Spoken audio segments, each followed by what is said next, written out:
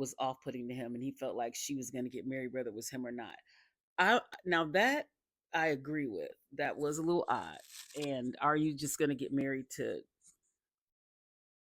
you were gonna get married regardless? And of course she was, because the way she talks about being married, she talks about a wedding and being married m- as if a relationship is second. You know what I mean?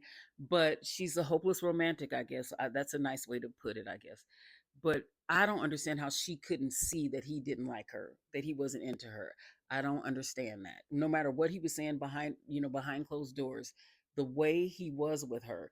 And again, she mentioned, or did they mention? No, they didn't. That was the last episode when he mentioned she was saying he doesn't tell her he's pretty enough. If you have to keep asking somebody that, I just feel like she's just one of those people who just wants to be in a relationship.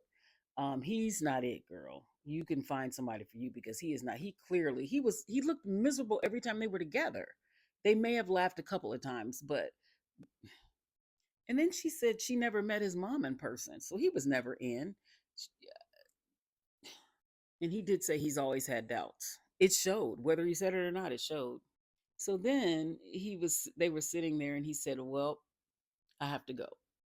And then he said, "We'll keep in touch, or we'll be in touch." And she thought that was funny. She's like, "Hey, I can't stand you."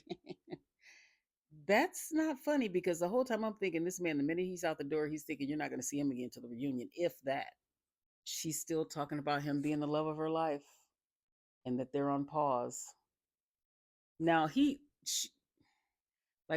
feel like she needs to talking to from her mom about being this blind. But he also should have just said he didn't want to continue on, because I'm sure that's what's going to come out in the reunion. When I saw him getting in his car, I knew she wasn't going to see him again. I know he couldn't wait to get out of there. Mm-mm.